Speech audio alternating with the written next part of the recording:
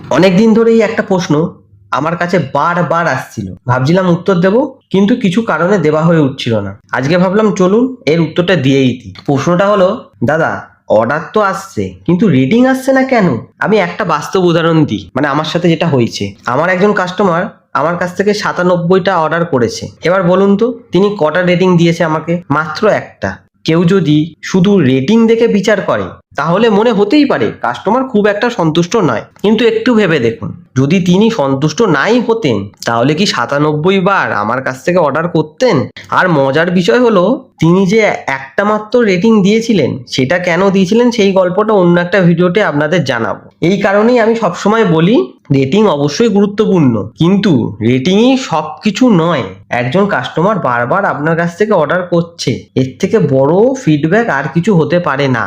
নতুন যারা cloud kitchen শুরু করেছেন তাদের বলবো, রেটিং নিয়ে অযথা দুশ্চিন্তা করবেন না।